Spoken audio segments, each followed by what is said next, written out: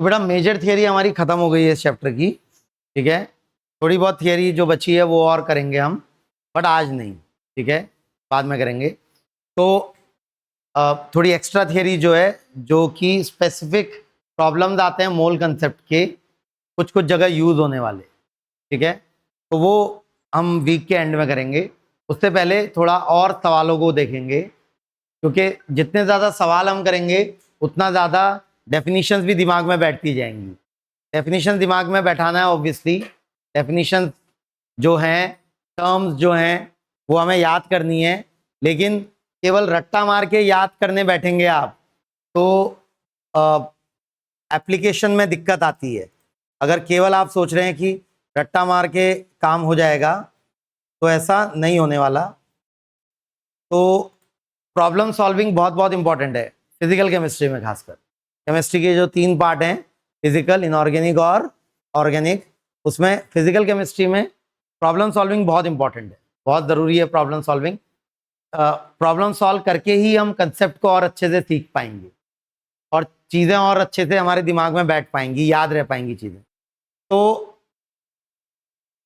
पहला सवाल आज का है, pressure is determined as force per unit area of the surface, the SI unit of pressure pascal is, हमें पता है ये बात, पास्कल होता है 1 Newton per metre square, SI unit होती है प्रेशर की। If mass of air at sea level is 1034 gram per centimetre square, calculate the pressure in pascal. मुझे क्या दे रखा है, जरा यूनिट्स पर ध्यान दीजिए, सवाल यूनिट्स का है बेटा और कुछ नहीं, यूनिट्स का सवाल है। वो बोल रहा है सी लेवल पे जो हवा होती है, सी लेवल पे जो हवा होती है उसका मास पर यूनिट एरिया दे रखा है ना, ये मास नहीं दे रखा एग्जैक्टली, क्या दे रखा है ये, मास पर यूनिट एरिया, कि 1 सेंटीमीटर स्क्वायर एरिया पे कितना मास होता है, 1.034 ग्राम, ठीक है। इतना मास हवा का 1 सेंटीमीटर स्क्वायर एरिया पे फोर्स एक्सर्ट करेगा। कौन सी फोर्स एक्सर्ट करेगा, ग्रेविटी, फोर्स ऑफ ग्रेविटी। पता है सबको, force of gravity is m into G, m into G. तो मुझे क्या दे रखा है, मुझे दे रखा है 1034। ये सवाल यूनिट्स को समझने का है बेटा, यूनिट्स को कैसे हैंडल करना है हमको।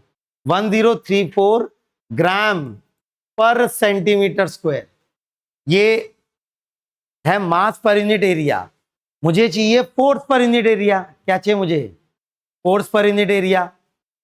कौन सी फोर्स भाई, force of gravity. Force of gravity की वजह से ही हवा प्रेशर एक्सर्ट करेगी, और फोर्स ऑफ ग्रेविटी निकालने के लिए मास को किससे मल्टीप्लाई करना पड़ता है बेटा, एक्सेलरेशन ड्यू टू ग्रेविटी से मल्टीप्लाई करना पड़ता है। लेकिन अभी मास एसआई यूनिट में नहीं है, ना डिनोमिनेटर की यूनिट एसआई यूनिट में है, डिनोमिनेटर में सेंटीमीटर का स्क्वायर है ना, centimetre is not SI unit. SI unit क्या होती है, लेंथ की, मीटर। तो सब कुछ को एसआई यूनिट में कन्वर्ट करना पड़ेगा बेटा, सब कुछ एसआई यूनिट में कन्वर्ट करेंगे तभी हमें प्रेशर भी एसआई यूनिट में मिल पाएगा। और हमसे बोला क्या उसने, calculate the pressure in pascal. तो प्रेशर हमें निकालना है और एसआई यूनिट में निकालना है, इसलिए यहां पर इसको जी से मल्टीप्लाई करना पड़ेगा, जी, और उससे पहले ग्राम को केजी में कन्वर्ट करना पड़ेगा। बोलिए बेटा, 1 ग्राम की जगह कितना केजी लिख सकता हूं, कितना, 1 ग्राम की जगह कितना केजी लिख सकता हूं, 10⁻³ 1 केजी होता है 10⁻³ ग्राम ना, सिंपल यूनिटरी मेथड। 1 केजी, बचपन से पढ़ते आ रहे हैं आप, 1 KG is 1000 gram. 1 gram will be how much, how many KG, 10⁻³ दोनों तरफ 1000 से डिवाइड कर दूंगा तो 1 ग्राम विल बी 1/1000 केजी। तो इसकी जगह लिख देता हूं 10⁻³ केजी अपॉन, डिनोमिनेटर में सेंटीमीटर का स्क्वायर है, इसको भी मुझे एसआई में कन्वर्ट करना पड़ेगा, सेंटीमीटर को मीटर में कन्वर्ट करना पड़ेगा। बताइए बेटा 1 सेंटीमीटर में कितने मीटर, उल्टी बात कर रहे हैं ना हमने बचपन से क्या पढ़ा है, 1 मीटर में कितने सेंटीमीटर, 1 मीटर में कितने सेंटीमीटर, 100, 10⁻²। तो 1 सेंटीमीटर में कितने मीटर, 10⁻²। उसका क्या होना है, स्क्वायर। तो ये हो गया 10⁻² मीटर का स्क्वायर। ठीक हो गया। ये आ गया केजी पर मीटर स्क्वायर। पर मुझे क्या चाहिए, Newton per metre square, force पर मीटर स्क्वायर। तो मास को मल्टीप्लाई करना पड़ेगा एक्सेलरेशन ड्यू टू ग्रेविटी से, acceleration due to gravity mg। जी की वैल्यू जानते हैं कितनी होती है SI यूनिट में, 9.8 मीटर पर सेकेंड स्क्वायर, या करीब करीब 10 मीटर पर सेकेंड स्क्वायर। 9.8 ले लूं अगर, 9.8 मीटर पर सेकेंड स्क्वायर। क्या आप सब कुछ SI में है, सब कुछ SI में है नहीं है, सब कुछ SI में, केजी, मीटर, मीटर, सेकेंड। तो ये पूरा आंसर भी SI में आएगा नहीं आएगा, SI में आएगा। तो नंबर क्या निकल के आ रहा है देखें, 1034 इंटू 9.8 इंटू 10 की पावर्स को हैंडल करना सीखिए बेटा। यहाँ 10 की पावर -3 है न्यूमरेटर में, डिनोमिनेटर में 10 की पावर -4 है। 10 की पावर -4 ऊपर जाएगा तो 10 की पावर +4 बनेगा। -3 + 4 -1 नहीं सॉरी +1। तो इंटू 10 की power +1 KG metre per metre square second square. Units को अलग कर दिया मैंने, ये सब SI यूनिट है। KG per metre second square, KG per metre second square is nothing but pascal. Newton per metre square, भाई न्यूटन फोर्स की SI यूनिट है। न्यूटन क्या होता है, याद है फिजिक्स में, न्यूटन क्या होता है, न्यूटन होता है KG metre square, sorry KG metre per second square. Denominator में मीटर स्क्वायर आया, तो पास्कल क्या है केजी मीटर और सेकेंड में, KG per metre second square, KG per metre second square. तो इसकी जगह मैं क्या लिख सकता हूं, पास्कल। अब नंबर कैलकुलेट कर लेते हैं।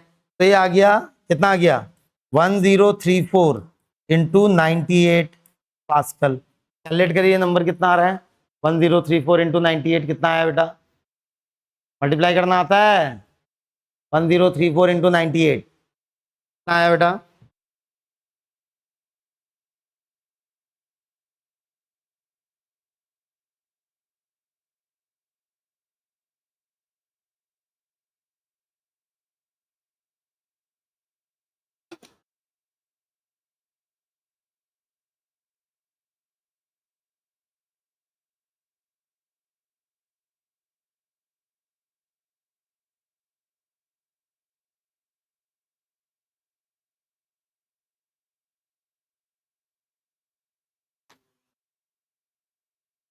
कैलकुलेट करिए बेटा, 101332।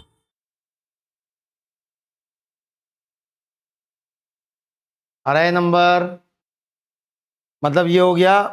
साइंटिफिक नोटेशन जानते हैं ना, साइंटिफिक नोटेशन में लिखूं तो क्या लिखूंगा, 1.01332 इंटू 10 की पावर 5। साइंटिफिक नोटेशन में जो नंबर दिखाते हैं वो 1 से 10 के बीच का नंबर हमें दिखाना होता है, और बाकी सब 10 की पावर्स में रिप्रेजेंट करना होता है बेटा। तो इसको मैं लिख सकता हूँ, ये डेसिमल ले जाऊंगा 1 2 3 4 5, 5 प्लेसेस ले जाऊंगा लेफ्ट में, तो यहाँ 10 की पावर 5 जनरेट होगा, और जो नंबर बचेगा वो है 1.01332 इंटू 10 की पावर 5 पास्कल। ये भी यही होती है ना करीब करीब वैल्यू, क्या होती है एटमॉस्फेरिक प्रेशर की वैल्यू, 1.01 इंटू 10 की पावर 5 पास्कल, याद है, उसी के नजदीक की वैल्यू आ रही है।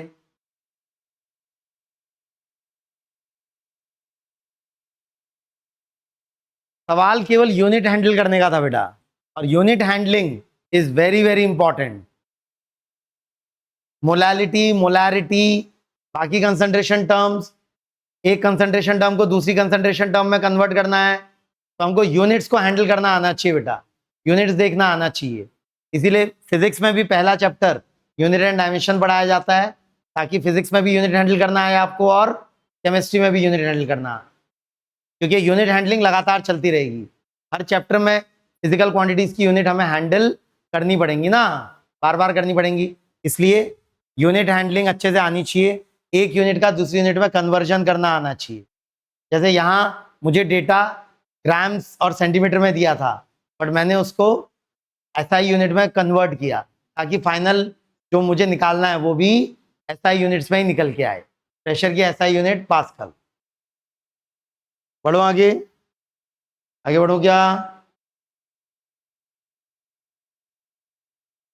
Next, calculate the empirical formula of a compound that contains 26.6% potassium, 35.5% chromium and 38.1% oxygen given K equal to 39.1। क्या है ये K का? पोटेशियम का एटॉमिक मास या molar mass, Cr equal to 52 मतलब क्रोमियम का मोलर मास, और ऑक्सीजन इक्वल टू 16 मतलब ऑक्सीजन का मोलर मास। तो सवाल बहुत इंपॉर्टेंट है बेटा, बहुत बढ़िया सवाल है, बहुत स्टैंडर्ड क्वेश्चन है। ऐसे सवाल मोल कंसेप्ट से एग्जाम में आते हैं। हमें एम्पेरिकल फॉर्मूला निकालना है। एम्पेरिकल फॉर्मूला याद है, थियरी की थी हमने, एम्पेरिकल फॉर्मूला और एक्चुअल फॉर्मूला। एम्पेरिकल फॉर्मूला से एक रफ फॉर्मूला मिलता है मुझे, फिर उसके मल्टीपल्स में हो सकता है मेरा एक्चुअल फॉर्मूला। जैसे C6H12O6 ये एक्चुअल फॉर्मूला होता है ग्लूकोज का, बट इसका एम्पेरिकल फॉर्मूला क्या मिल सकता है मुझे? C1H2O1। C1 मतलब C1H2O1, ये इसका एम्पेरिकल फॉर्मूला होगा। जब इसके एम्पेरिकल फॉर्मूला में हर किसी को मैं 3 से मल्टीप्लाई करूंगा तब मुझे एक्चुअल फॉर्मूला मिलेगा। तो जो इस टाइप के सवाल होते हैं जिनमें मुझे गिवन कंपाउंड में एलिमेंट्स का परसेंटेज दिया हो, तो वहां से मैं रियल फॉर्मूला नहीं निकाल सकता, लेकिन क्या निकाल सकता हूं बेटा? Empirical formula. हाँ, रियल फॉर्मूला हो सकता है एम्पेरिकल फॉर्मूले के सेम हो, या हो सकता है डबल हो, या हो सकता है ट्रिपल हो, या हो सकता है 4 टाइम्स हो। रियल फॉर्मूला उसके इंटीग्रल मल्टीपल में हो सकता है, बट एम्पेरिकल फॉर्मूला मैं निकाल सकता हूं अपनी मोल कंसेप्ट की नॉलेज लगा के। कैसे, जरा शुरू करेंगे। सवाल इंपॉर्टेंट है बेटा, बहुत इंपॉर्टेंट क्वेश्चन है और डिफिकल्ट क्वेश्चन है थोड़ा, तो इसलिए ध्यान से देखेंगे। वो बोल रहा है कंपाउंड दैट कंटेन्स, मेरे कंपाउंड में 3 एलिमेंट्स हैं। कौन कौन से 3 एलिमेंट्स प्रेजेंट है मेरे कंपाउंड में? Potassium, chromium and oxygen. 3 compounds, 3 elements present है मेरे कंपाउंड में। मुझे यह पता लगाना है कि मेरे एक मॉलिक्यूल में इन एटम्स के रेशियोज क्या क्या हो सकते हैं, क्योंकि रेशियोज तो होल नंबर ही होने चाहिए। रेशियो डेसिमल में नहीं हो सकते, रेशियोज क्या होने चाहिए? होल नंबर रेशियो होने चाहिए। याद है कौन से लॉ ऑफ केमिकल कॉम्बिनेशन से बात बोल रहा हूं मैं? कौन से लॉ ऑफ केमिकल कॉम्बिनेशन थे ना हमारे? कौन से वाले लॉ ऑफ केमिकल कॉम्बिनेशन से बोल रहा हूं मैं कि होल नंबर रेशियो होने चाहिए एटम्स के बीच? एटम्स, एक मॉलिक्यूल में जो एटम्स के नंबर्स हैं, अलग अलग एलिमेंट्स के एटम्स के नंबर, वो आपस में क्या होनी चाहिए? Whole number ratio. कौन से लॉ से बोल रहा हूं?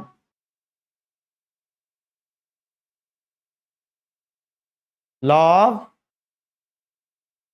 मल्टीपल प्रोपोर्शन या law of constant proportion? Law of multiple proportion बेटा मल्टीपल मॉलिक्यूल्स में प्रोपोर्शन की बात करता है, यहां एक सिंगल मॉलिक्यूल की बात हो रही है।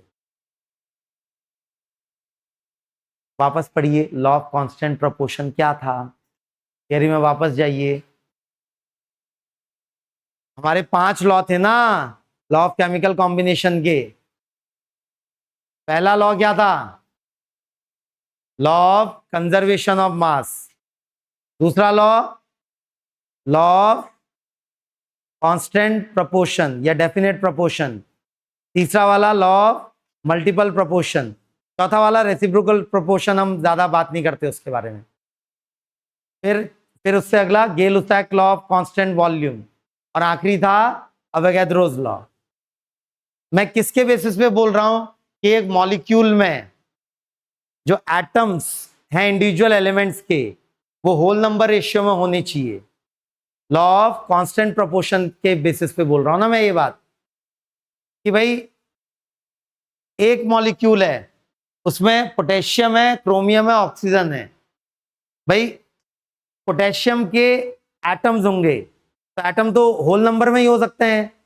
भाई एटम है कि पोटेशियम का अगर एक एटम है, 1.5 एटम तो हो नहीं सकता पोटेशियम का एक मॉलिक्यूल में, क्योंकि एटम तो डिविजिबल नहीं है, मतलब atom as a whole exist करते हैं। समझ रहे हैं क्या बोल रहा हूं? तो मुझे यहां क्या निकालना है? मुझे यहां निकालना है कि इनका आपस में रेशियो क्या होगा, होल नंबर रेशियो, ये तो निकालना है। जैसे अगर वो होल नंबर रेशियो 1:2:1 आया तो इसका एम्पेरिकल फॉर्मूला क्या हो जाएगा? K1Cr2O1। अगर वो होल नंबर रेशियो 2:2:3 आया तो वो क्या हो जाएगा? K2Cr2O3। अगर वो होल नंबर रेशियो, कुछ भी आ सकता है, वो डिपेंड करेगा ना डेटा पे, वो तुम्हारे डेटा पे डिपेंड करेगा। बट मुझे पता क्या करना है, पहले ये देखिए, मुझे पता करना है कि मेरा जो भी मॉलिक्यूल है, मुझे नहीं पता मॉलिक्यूल का एग्जैक्ट फॉर्मूला, बट उस मॉलिक्यूल के एलिमेंट्स पता है मुझे। उस मॉलिक्यूल में 3 एलिमेंट्स हैं, कौन कौन से? पोटेशियम, क्रोमियम और ऑक्सीजन। मुझे उनका आपस में होल नंबर रेशियो पता करना होगा बेटा। उसके लिए मुझे डेटा दिया है कि 26.6% बाई मास, मास की बात हो रही है ना, यहाँ मास की बात हो रही है कि 100 ग्राम मेरा कंपाउंड होगा, जो भी कंपाउंड है उसमें 26.6 ग्राम क्या है बेटा? पोटेशियम। 100 ग्राम कंपाउंड में 35.4 ग्राम क्या है? क्रोमियम। और उसी 100 ग्राम कंपाउंड में 38.1 ग्राम क्या है? ऑक्सीजन। तीनों का एडिशन 100 हुआ नहीं हुआ? देखिए तीनों का एडिशन 100 होना चाहिए, है नहीं है? भाई तीन ही प्रेजेंट है ना, तो ये जितना प्रेजेंट है प्लस ये जितना प्रेजेंट है प्लस ये जितना प्रेजेंट है, टोटल कंपाउंड के मास के बराबर हो जाना चाहिए। कैसे करते हैं इन प्रॉब्लम्स को सॉल्व? बेटा प्रोसीजर देखिए ध्यान से, ठीक है? तो मैं एज्यूम कर लूंगा मेरे कंपाउंड का कितना मास, 100 ग्राम मास एज्यूम कर लूंगा। 100 ग्राम मास ऑफ कंपाउंड। कंपाउंड का फॉर्मूला मुझे नहीं आता अभी, वही तो निकालने की कोशिश कर रहा हूं मैं, बट मुझे पता है पोटेशियम है, क्रोमियम है और ऑक्सीजन है। तो 100 ग्राम कंपाउंड में कितना ग्राम क्या क्या प्रेजेंट है? 26.6 ग्राम क्रोमियम है, 35.4 ग्राम, सॉरी 26.6 ग्राम क्या है? पोटेशियम। 35.4 ग्राम क्रोमियम एंड 38.1 ग्राम क्या है बेटा? ऑक्सीजन। ठीक हो गया? ये आपस में होल नंबर रेशियो नहीं आने वाले बेटा, बहुत बड़े होल नंबर आएंगे, तो मासेस का रेशियो नहीं, हमें मोल्स का रेशियो चाहिए, क्योंकि जो मोल्स का रेशियो होगा वही एटम्स का भी रेशियो होगा। मोल क्या होता है? बस एवोगैड्रो नंबर ऑफ एटम्स। जो मोल्स का रेशियो होगा वही एटम्स का भी रेशियो होगा। तो मुझे मासेस को किसमें कन्वर्ट करना पड़ेगा बेटा? मोल्स। उसके लिए मुझे आती है पहला फॉर्मूला मेरा, बोलिए पहला फॉर्मूला कौन सा? पहला फॉर्मूला, तीन फॉर्मूला में से पहला फॉर्मूला कौन सा? Number of moles is equal to mass upon molar mass. तो 26.6 ग्राम क्रोमियम में कितना मोल है क्रोमियम का? क्रोमियम के कितने मोल हैं? मतलब मैं बात कर रहा हूं 100 ग्राम कंपाउंड की, 100 ग्राम कंपाउंड की मुझे दिया है इस 100 ग्राम कंपाउंड में इतने ग्राम क्रोमियम, इतने ग्राम पोटेशियम, इतने ग्राम क्रोमियम और इतने ग्राम ऑक्सीजन है। बट मैं मासेस को आपस में रेशियो लेके कुछ फायदा नहीं होगा, मुझे किसका रेशियो लेना पड़ेगा आपस में? मोल्स का, क्योंकि मोल्स का रेशियो एटम्स के रेशियो के बराबर होता है ना। Moles is nothing but Avogadro number of entities. तो दो एलिमेंट्स के मोल्स का ratio will be equal to उनके एटम्स के रेशियो के बराबर, नंबर ऑफ एटम्स के रेशियो के बराबर। तो शुरू करें बेटा। 100 ग्राम ऑफ कंपाउंड में पोटेशियम के कितने मोल्स आ रहे हैं? पोटेशियम के कितने मोल्स आ रहे हैं? मास अपॉन मोलर मास, तो क्या 26.6 ग्राम डिवाइडेड बाई क्या बेटा? डिवाइडेड बाई 39.1 ग्राम। इससे नंबर ऑफ मोल्स आ जाएंगे पोटेशियम एटम्स के इन 100 ग्राम कंपाउंड। कितने आ गए बेटा? ये कैलकुलेट करें थोड़ा सा, अगर डेसिमल की 2 प्लेसेस तक कैलकुलेट करेंगे, ये करना ही पड़ेगा। 266 अपॉन 391 कितना आ रहा है? करिए 266 अपॉन 391। यहाँ अप्रोक्सीमेशन वगैरह नहीं लगाएंगे अभी, ठीक है? अप्रोक्सीमेशन वगैरह नहीं लगाएंगे, सीधे सीधे डेसिमल की 2 प्लेसेस तक निकालेंगे बेटा। तो 266 divided by 391, 266 divided by 391, decimal के बाद आ रहा है 7 था क्या? नहीं 4 है करीब, 6 आ रहा है करीब। 6 1 6, 9 6 54, carry 5, 6 3 18, 18 plus 5 is 23, 10 minus 6 is 4, 1 3 0, 0.67 आएगा करीब। बस इतना ही निकालिए, 7 आएगा ना, 7 4 28 करीब आ रहा है। तो यह आ गया करीब 0.67 मोल्स। तो पोटेशियम के 0.67 मोल्स है 100 ग्राम कंपाउंड में। क्रोमियम के नंबर ऑफ मोल्स निकालूं तो मास ऑफ क्रोमियम है 35.4 gram divided by molar mass of chromium. Molar mass of chromium 52 ग्राम है। तो क्रोमियम के कितने मोल्स है देख लें। अब क्या करूं, 354 डिवाइडेड बाई 520 दिख रहा है क्या? 354 डिवाइडेड बाई 520, 354 डिवाइडेड बाई 520, तो 0. फिर से 6 5 30 के आसपास जा रहा है। 6 तो बड़ा, 7 तो बड़ा हो जाएगा, 7 5 35 बड़ा हो जाएगा। 6 से करें, 6 0 0, 6 2 12, कैरी 1, सॉरी 6 0 0 12, कैरी 1, 31, 0 2 4 0, और ये 7 जा रहा है करीब, फिर से 7 5 35, 8 थोड़ा बड़ा हो जाएगा, 7 या 8 जो भी है, तो 0.67। जरा ध्यान से देखिए बेटा, जो नंबर्स निकल के आ रहे हैं, मतलब मेरे 100 ग्राम कंपाउंड में 0.67 मोल्स पोटेशियम के हैं, तो 0.67 मोल्स ही क्रोमियम के हैं। इसका मतलब क्रोमियम और पोटेशियम के एटम्स का नंबर भी सेम होगा। मतलब जितने पोटेशियम के एटम्स होंगे उतने ही क्रोमियम के एटम्स होंगे बेटा। तो एक मॉलिक्यूल में भी जितने पोटेशियम के एटम होंगे उतने ही क्रोमियम के भी एटम्स होंगे, एक मॉलिक्यूल में होंगे नहीं होंगे। अब आते हैं ऑक्सीजन पे। ऑक्सीजन की भी बात करनी पड़ेगी। ऑक्सीजन के भी नंबर ऑफ मोल्स निकालो बेटा। तो मास upon molar mass, mass of oxygen है 100 ग्राम कंपाउंड में 38.1 ग्राम, डिवाइड करना पड़ेगा कितने से? 16 ग्राम से। ये क्या नंबर निकल के आ रहा है देखें, प्लीज देखें ध्यान से। 38.1 divided by 16, 38.1 divided by 16, 16 2 32, 6 1 decimal के बाद 16 4 16 3 करीब 2.3 आ रहा है। ये आ रहा है 2.3 मोल्स। ठीक हो गया। नाउ दिस अपॉन दिस तो 1 आया, इन दोनों का रेशियो तो 1:1 है। दिस अपॉन दिस कितना है होल नंबर में? दिस अपॉन दिस कितना है करीब, कितने टाइम्स जा रहा है? 2.3 डिवाइडेड बाई 6.7 करिए। मतलब सबको क्या करता हूं 0.67 से डिवाइड कर देता हूं। सबको क्या कर देता हूं 0.67 से डिवाइड कर देता हूं।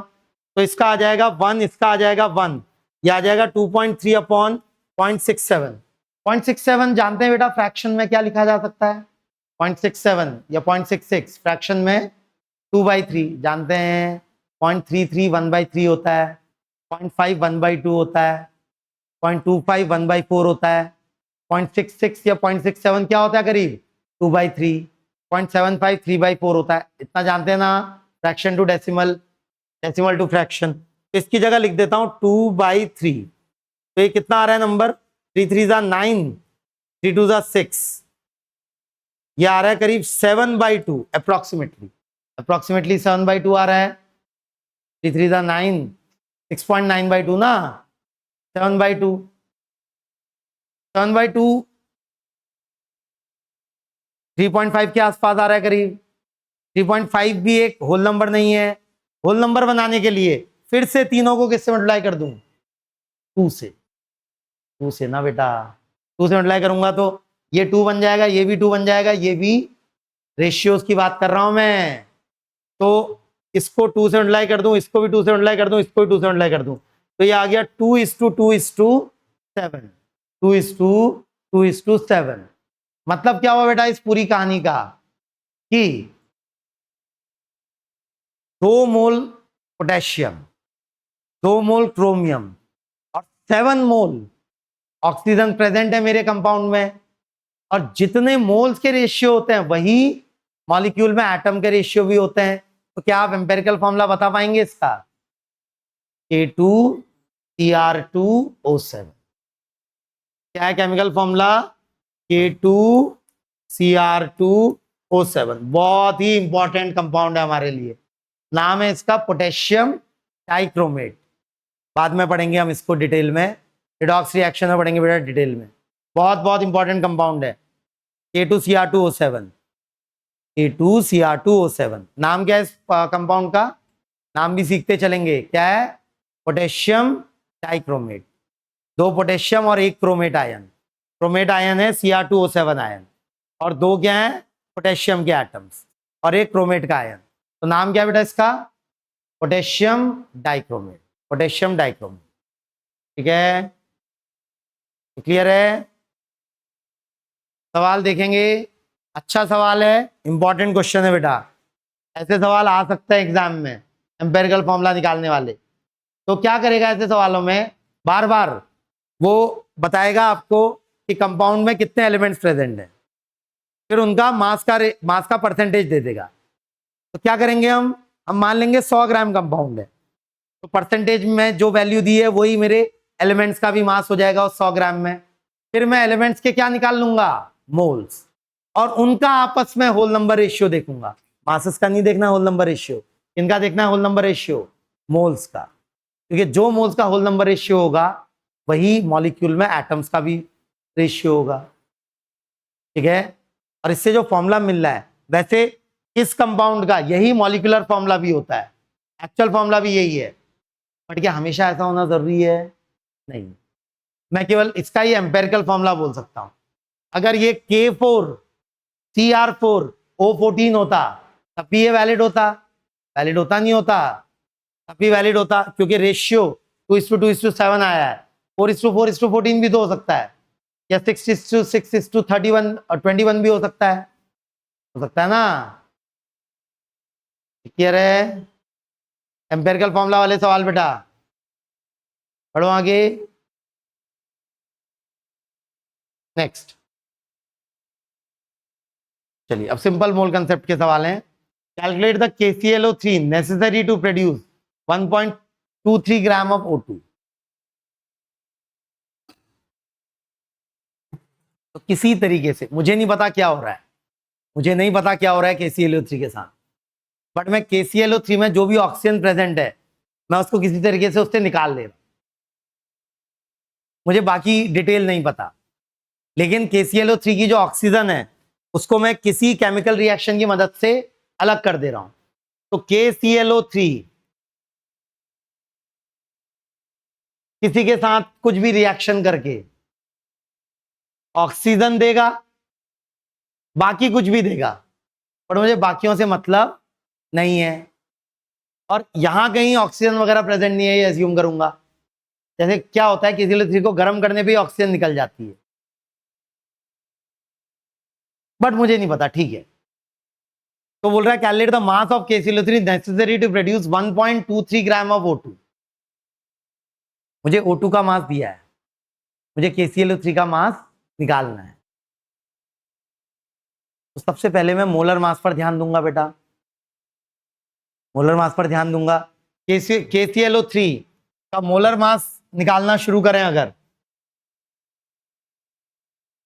हाँ ऑक्सीजन क्या बैलेंस नहीं है, बिल्कुल नहीं है, बट जरूरत भी नहीं है। आप बोलना चाह रहे हैं यहाँ 3/2 कर दूं तो यहाँ 2 कर दूं, बिल्कुल सही बात है, बट मैं बोल रहा हूँ उसकी जरूरत भी नहीं है। अगर आप ध्यान से देखें तो पूछ क्या रहा है सवाल में, उसने मुझे KClO3 से निकलने वाली ऑक्सीजन का मास दे रखा है, मतलब इतनी ऑक्सीजन प्रेजेंट थी KClO3 के अंदर, तो मैं KClO3 के मोलर मास पर ध्यान देता हूं ना बेटा। बताइए KClO3 में अकेले पोटेशियम का मोलर मास क्या होता है, पोटेशियम का, हाँ पोटेशियम का कितना होता है, नहीं होल नंबर में बोलिए, 29 ना, 39। पोटेशियम का क्या होता है atomic number, 19, 19 to 38 plus 1, odd number है ना उसका, तो 39। क्लोरीन स्पेशल है, क्लोरीन का कितना लेते हैं हम, 35.5, होल नंबर नहीं लेते क्लोरीन का। फिर से मैं याद दिला रहा हूं बेटा, दो कॉमन एलिमेंट्स जिनका एटॉमिक मास या मोलर मास होल नंबर नहीं लेते हम, कौन से हैं वो दो कॉमन, एक है क्लोरीन, दूसरा है कॉपर। कॉपर का कितना लेते हैं हम, 63.5, अभी कॉपर नहीं है फिलहाल यहाँ इन्वॉल्व, पर क्लोरीन है 35.5 प्लस एक ऑक्सीजन का 16, 3 ऑक्सीजन है तो 48। तीनों का सम क्या हो गया बेटा, तीनों का सम कर दें तो 8 प्लस 5 13, 13 प्लस 9 22, कैरी 2, तो 122.5 आया।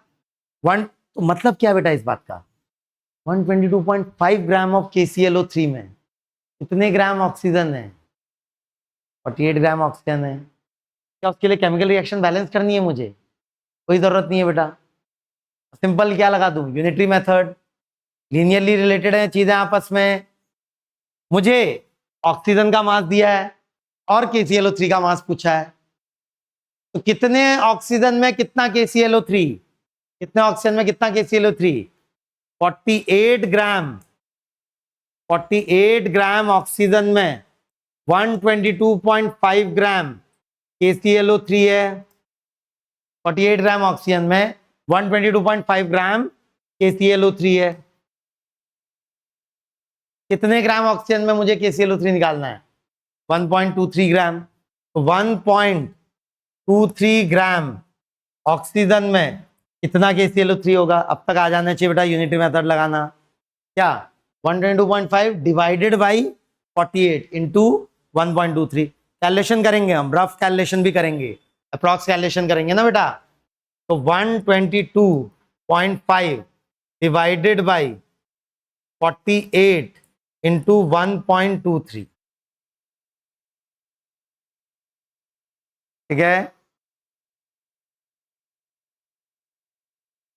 हाँ पूरा मल्टीप्लाई करके डिवाइड करूं, घटिया नंबर दें, थोड़े अच्छे नंबर बनाते हैं।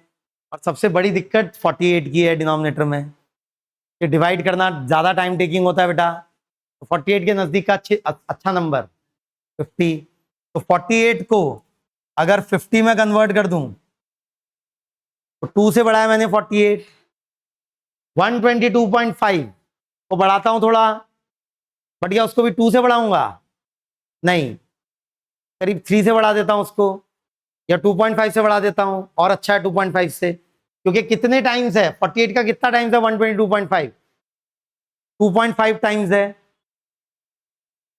2.5 टाइम्स है ना, तो 5 से बढ़ाता हूं ना करीब, क्योंकि 48 को मैं 2 से बढ़ा रहा हूं, 48 को 2 से बढ़ा रहा हूं, तो 122.5 को 2.5 टाइम्स जितना मैंने 48 को बढ़ाया है, 2.5 टाइम्स 2 कितना हो गया 5, तो 5 से बढ़ा देता हूं इसको, 5 से बढ़ाऊं तो कितना हो गया ये 127.5, 127.5 इंटू 1.23,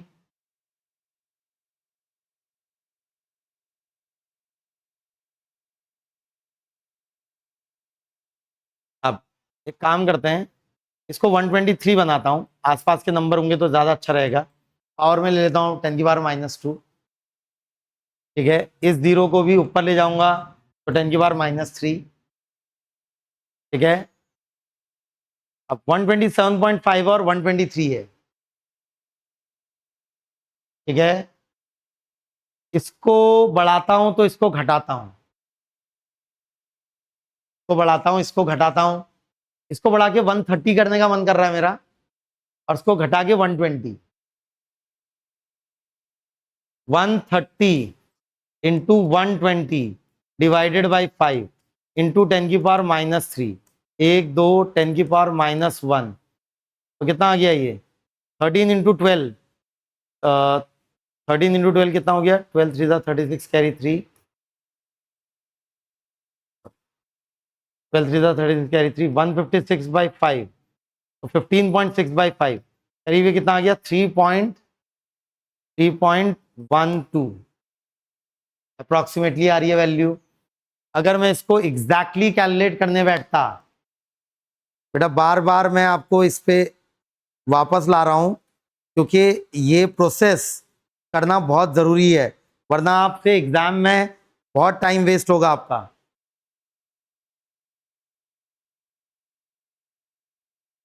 एग्जैक्ट वैल्यू कितनी आ रही है अगर कैलकुलेटर में देखें? 3.139। एग्जैक्ट वैल्यू क्या आ रही है?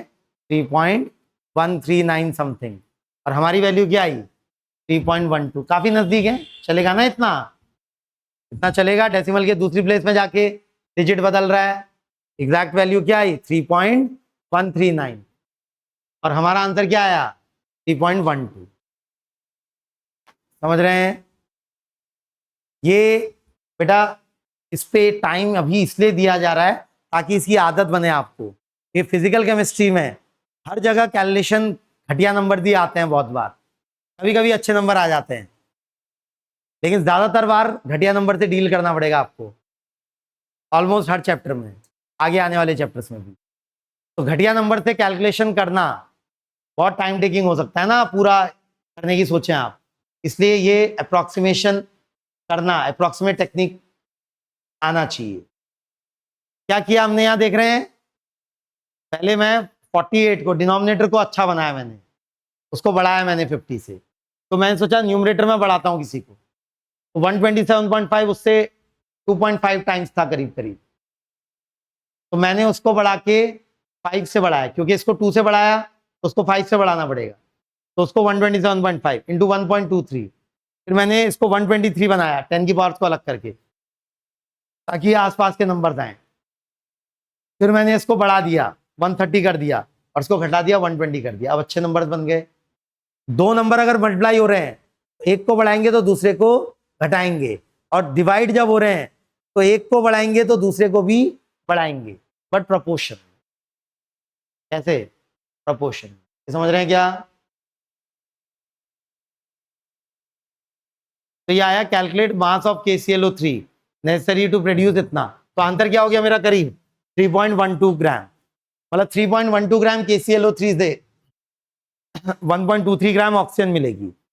दूसरा part, what mass of KCl is produced along with this quantity of oxygen, तो मतलब वो बोल रहा है यहां पर साथ में KCl भी प्रोड्यूस हो रहा है। ठीक हो गया? तो KClO3 में KCl कितना है वो देख लेते हैं। KCl, K और Cl दोनों मिला के कितना सम हो रहा है? इन दोनों का मिला के कितना हो गया? इन दोनों का मिला के बेटा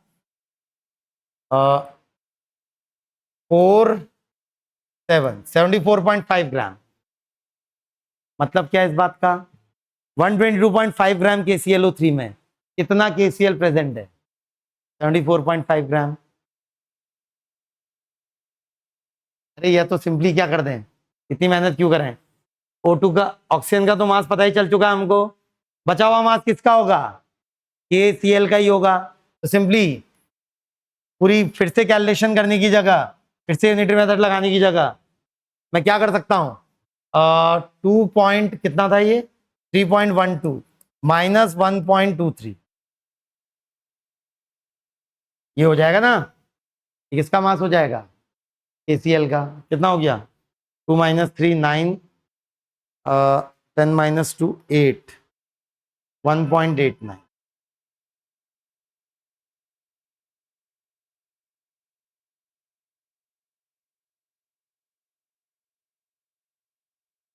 वन 1.89 ग्राम करीब करीब क्या प्रोड्यूस होगी, KCl, और 1.23 ग्राम ऑक्सीजन।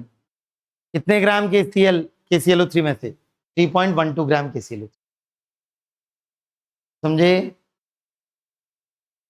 वापस हम कैलकुलेशन में नहीं गए ना, क्योंकि भाई KCl का मास प्लस ऑक्सीजन का mass should be equal to KClO3 का मास। KClO3 का मास पता चल चुका था मुझे, ऑक्सीजन का मास गिवन था मुझे, तो मैंने KCl का मास निकाल लिया उनको सब्ट्रैक्ट करके। बढ़ो आगे, आगे बढ़ो। नेक्स्ट, हाँ सिंपल मोल कंसेप्ट है, सिंपल मोल कंसेप्ट है। Calculate the number of atoms in each of the following sample. 800 AMU of calcium, 800 AMU of calcium में कितने एटम्स हैं कैल्शियम के, ये पूछा है। और 800 ग्राम्स ऑफ कैल्शियम में कितने हैं ये पूछा है।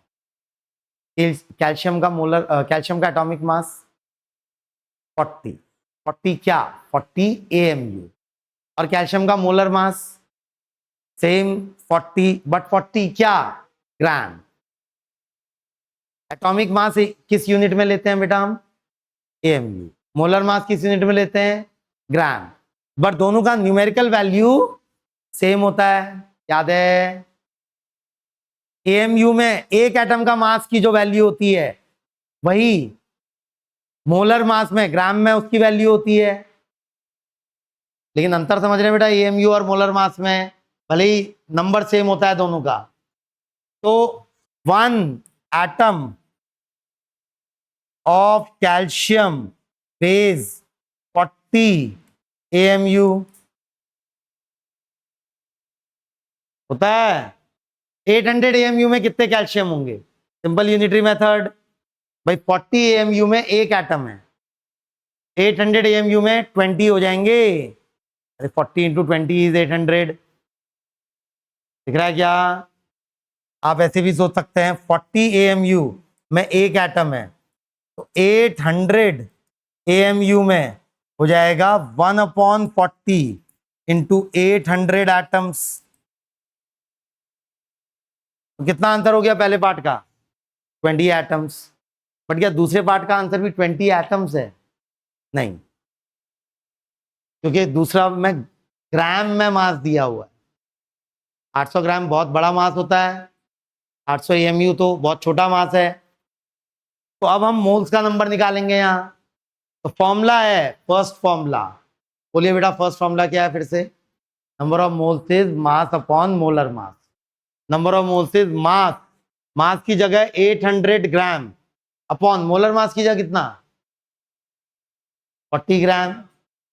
तो कितने मोल्स हैं कैल्शियम के, 20 मोल्स हैं। तो क्या एटम्स भी 20 हैं, एक मोल में कितने एटम होते हैं, 6.022 इंटू 10⁻23। तो नंबर ऑफ एटम्स पूछ लिया, तो number of atoms will be number of moles upon Avogadro number, sorry उल्टा, नंबर ऑफ मोल्स होता है number of atoms upon Avogadro number, second formula. तो नंबर ऑफ एटम्स हो जाएंगे number of moles which is 20 moles multiplied by Avogadro number.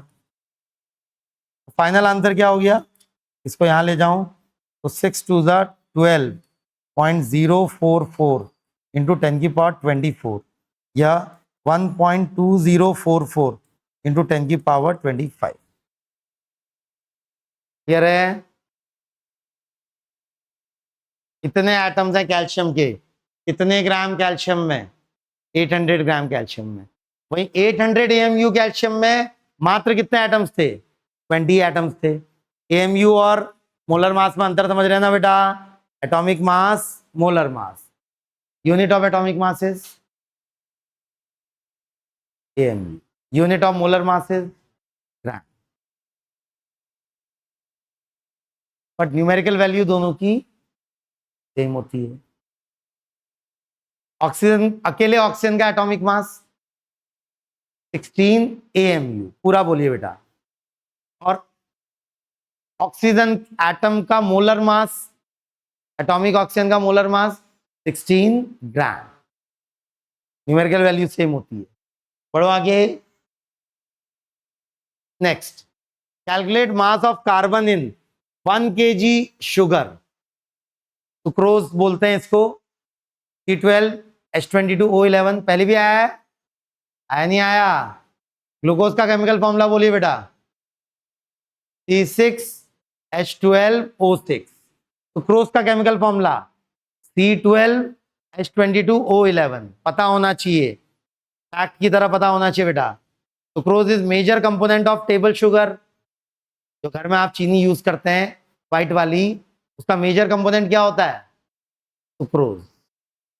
Glucose नहीं होता, क्या होता है? सुक्रोज। जो ग्लूकॉन डी वाला ग्लूकोज आता है, उसका मेजर कंपोनेंट क्या होता है? ग्लूकोज। दोनों ही मीठे लगते हैं हमको, मीठे लगते हैं दोनों ही। ग्लूकोज भी मीठा लगता है टंग को, सुक्रोज भी मीठा लगता है टंग को, बट केमिकली दोनों अलग अलग हैं। हाँ, बॉडी के अंदर जब डाइजेशन होता है तो सुक्रोज पहले ग्लूकोज में ब्रेक होता है, फिर उसके बाद वो आगे फर्दर ब्रेक होता है। तो calculate the mass of carbon. चलिए मोल कंसेप्ट पे आते हैं। Carbon in 1 kg of sugar. क्या इसके लिए मोल्स वगैरह निकालूं मैं? नहीं, मोल्स वगैरह निकालने की जरूरत नहीं है। आप मोलर मास पर फोकस करिए बेटा। मोलर मास को एक एक करके लिखिए। बोलिए, इसका मोलर मास लिखना शुरू करें। कार्बन की वजह से कितना है? एक कार्बन का 12, 12 कार्बन के एटम्स हैं, तो कार्बन की वजह से 144, हाइड्रोजन की वजह से 22, एक हाइड्रोजन का 1 ग्राम होता है। ऑक्सीजन की वजह से एक ऑक्सीजन का 16, 11 ऑक्सीजन है, तो 16 इंटू 11 कितना हो गया? 176। सम क्या आ गया तीनों का? ऐड करिए बेटा, कितना आ गया? 6 + 4 2 कैरी 1, 8 + 2 10 14 कैरी 1, 242 आया? नहीं, 342 सर, एक कैरी भी आया था। मतलब क्या बेटा इस बात का? 342 ग्राम ऑफ सुक्रोज में 144 ग्राम कार्बन है, 22 ग्राम हाइड्रोजन है, एंड 176 ग्राम ऑक्सीजन। ये तो मतलब हुआ इस बात का। हमको दिया क्या और पूछा क्या? मास ऑफ कार्बन पूछा है इन 1 kg ऑफ शुगर। 1 kg का ग्राम में कन्वर्ट करते हैं तो कितना? 1000 ग्राम। ग्राम में डील कर रहे हैं क्योंकि हम, तो 342 ग्राम ऑफ शुगर में कितने ग्राम कार्बन है? 144 ग्राम कार्बन है ना? कितने ग्राम शुगर में पूछ रहा है वो? 1000 ग्राम शुगर में पूछ रहा है कार्बन, तो हो जाएगा 144 अपॉन 342 इंटू 1000।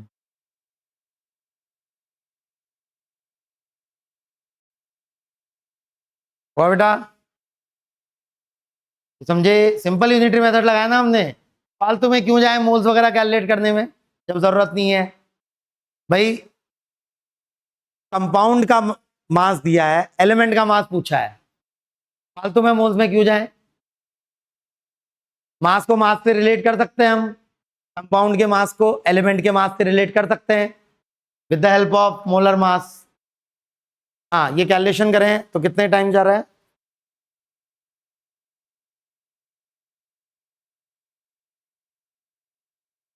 वन 144 अपॉन 342,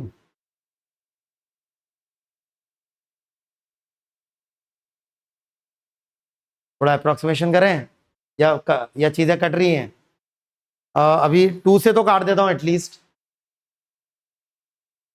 नहीं 6 से कट रही है ना, 3 से भी कट रही है, 4 4 1 9 4 3 2, हाँ 6 से काट देता हूं, छोटे नंबर बनेंगे तो इजी होगा कैलकुलेट करना। हाँ 6 से काटूं तो 6 2 12, 2 4 4 6 5 30, 4 2 7 तो ये आ गया 24/57 इंटू 1000। ठीक हो गया बेटा? हाँ 24 और 57, हाँ अभी भी कट हो रहा है 3 से, हाँ 3 से कट हो रहा है अभी भी, ये 8 और ये 19 ये हो गया 8/19 इंटू 1000। ठीक है, अब आराम से कर सकते हैं डिवाइड, 8000 डिवाइडेड बाई 19 कर सकते हैं। बताइए क्या आ गया 8000 डिवाइड बाई 19?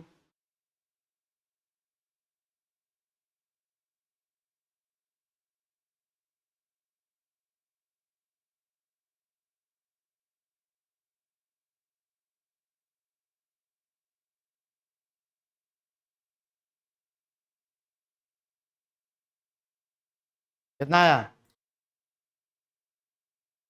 8000 डिवाइड बाई 19 आया? अरे 1000 है ना, कितना आया? 400 421, डालिए ना, कैलकुलेशन करिए बेटा, इतनी कितना आया? 421 पॉइंट समथिंग, हाँ 420 निकालिए बेटा, इतना डिवीजन करना चाहिए।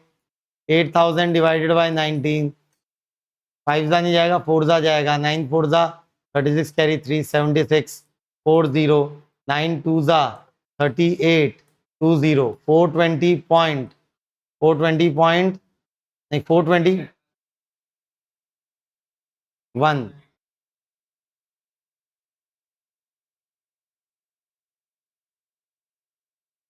क्या?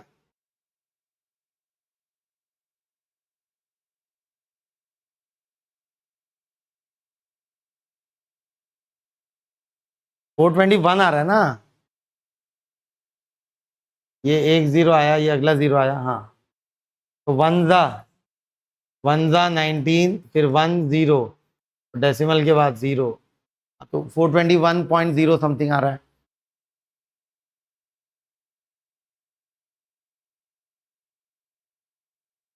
तो बेटा 1000 kg शुगर में कितना कार्बन है? 421 ग्राम कार्बन है ना। बढ़ो आगे, next, find the amount of NH3 being produced when 1 kg of N2 reacts with 1 kg of H2.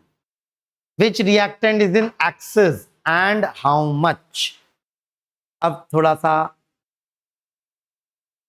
Limiting reagent वाले सवाल आ रहे हैं। अब याद है लिमिटिंग रिएजेंट का कंसेप्ट?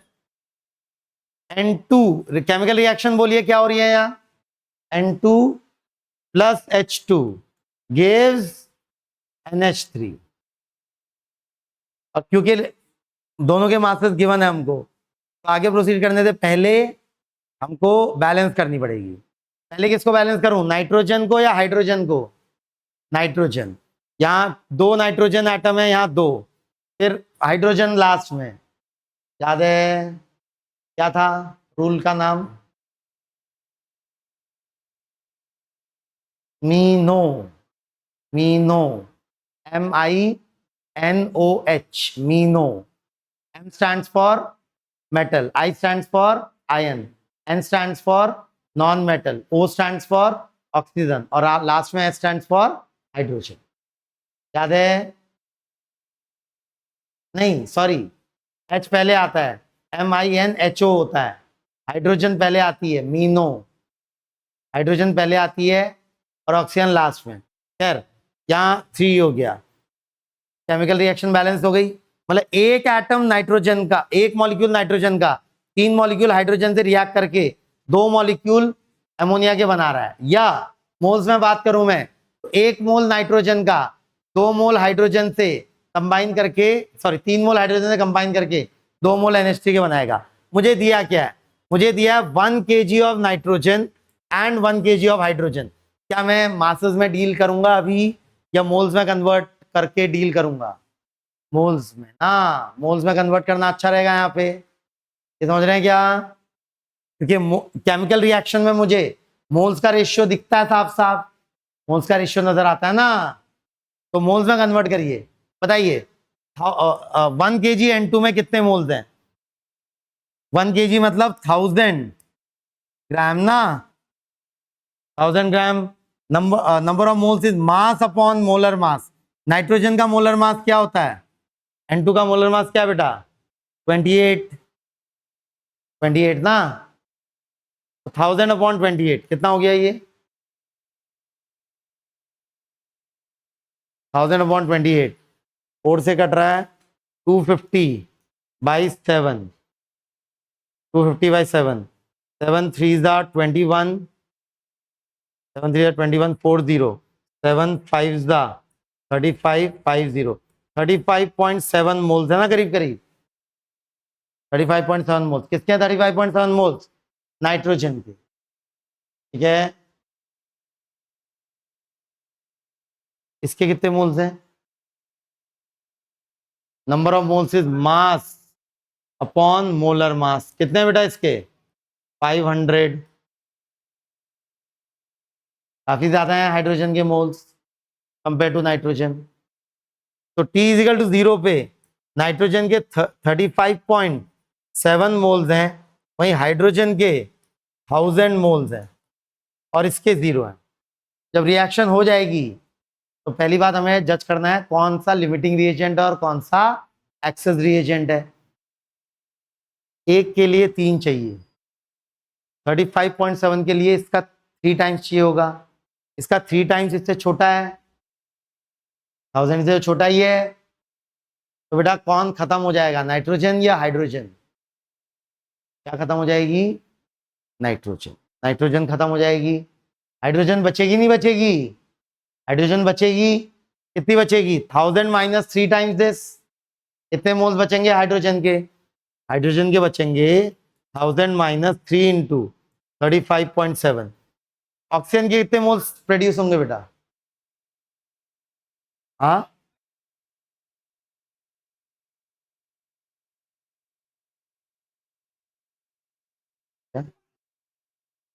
ओ सॉरी, हाँ हाइड्रोजन के मोल्स 500 हैं। कोई बात नहीं, तब भी अभी भी ये लिमिटिंग रिएजेंट तो यही है, लिमिटिंग रिएजेंट यही है, क्योंकि 35.7 का 3 टाइम्स 500 से छोटा ही होता है, तो ये खत्म हो जाएगा पूरा। हाइड्रोजन कितना बचेगा बेटा? 500 माइनस 3 इंटू 35.7 इतना बचेगा। और इसके कितने प्रोड्यूस होंगे? इसका एक, इसके 2 प्रोड्यूस कर रहा है, तो इसके 35.7 इसके कितने प्रोड्यूस करेंगे? 35.7 इंटू 2, ठीक है, 35.7 इंटू 2 कितने मोल्स प्रोड्यूस होंगे? अब इसका मास निकालना है, तो number of moles is mass upon molar mass. Mass will be this into molar mass of NH3 which is 17। तो इससे मास निकल जाएगा। बट मैं दूसरी, अगर हम मोल्स में नहीं जाते, फॉर एग्जांपल, क्योंकि मुझे मास दिया हुआ है मास दिया है नाइट्रोजन का, मास दिया हाइड्रोजन का, फालतू में मैं मोल्स में नहीं जाता अगर, क्योंकि मुझे क्या करना पड़ रहा है, पहले पहले मासेस को मोल्स में कन्वर्ट करना पड़ रहा है, फिर मोल से मैं इसके मोल्स निकाल रहा हूं, फिर इसके मोल्स को वापस से किस में कन्वर्ट करना पड़ रहा है? मास में कन्वर्ट करना पड़ रहा है। तो अगर मैं मोल्स में जाऊं ही ना, कैसे? उसके लिए रिएक्शन तो बैलेंस करेंगे। अब इसमें इसके मोलर मासेस लिखिए। N2 का मोलर मास कितना हो गया? 28 ग्राम।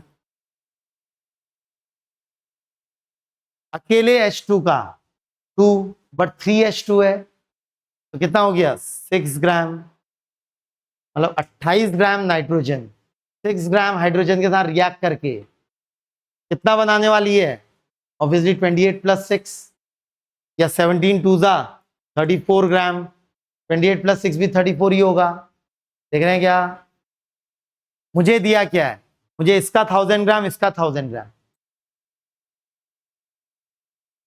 ऑब्वियसली इसके 28 ग्राम के लिए इसका 6 ग्राम चाहिए, इसके 1000 ग्राम के लिए इससे 1000 से कम चाहिए होगा इसका, तो कौन खत्म हो जाएगा, ये खत्म हो गया, ये खत्म हो जाएगा ना, क्योंकि मुझे गिवन क्या है, मुझे गिवन है कि इसके 1000 ग्राम है और इसके भी 1000 ग्राम है, ये गिवन है ना, तो खत्म कौन हो जाएगा बेटा, तो इसके 28 ग्राम इसके 6 ग्राम को कंज्यूम कर रहे थे, तो इसके 1000 ग्राम को कंज्यूम नहीं कर पाएंगे, तो ये बच जाएगा, तो मेन बात है खत्म कौन हो जाएगा, ये खत्म हो जाएगा, ये खत्म हुआ, इसका 28 ग्राम इसके 34 ग्राम प्रोड्यूस कर रहा था, तो इसके 1000 ग्राम कितने प्रोड्यूस करेंगे, सोच निकाल लेते हैं सिंपल यूनिटरी मेथड से, तो क्या हो जाएगा 34 डिवाइडेड बाई 28 इंटू 1000, कितना प्रोड्यूस होगा, ये मोल में नहीं गए ना हम, फालतू में क्यों जाए मोल में, और मोल पूछा ही नहीं है उसने, तो मैं केवल ग्राम में रख के भी आगे बढ़ सकता हूँ बेटा, कितना हो गया ये, कितना हो गया ये 14, ये 17, ये आ गया 1700 बाई 14, कितना हुआ 14 1 जा 14, 14 1 जा 14, 30, 14 2 जा 28, 20, 14 1 जा 14, 60, 14 14 3 जा 14 3 जा 14 3 जा 42, 14 4 जा 56, तो करीब करीब कितना आ रहा है 121.4 ग्राम NH3, कैलकुलेशन करिए एक बार अपने हाथों से, यही आ रहा है ना, तो बेटा हमें मोल्स आता है, इसका ये मतलब नहीं है कि हर सवाल में मुझे मोल्स में जाना जरूरी है, यहाँ मासेस दिए थे इंडिविजुअल एलिमेंट्स के और मास पूछा था फाइनल कंपाउंड का, तो यहाँ मोल्स में जाऊं या मास में ही डील कर लूं बेटा, मास में ही डील कर लेता हूं, क्यों जाऊं मोल्स में फालतू में, जरूरत नहीं है, मोल्स में जाके भी आएगा आंसर, बिल्कुल आएगा, बट उसमें टाइम ज्यादा लगेगा, समझे क्या, चलो कंटिन्यू करेंगे।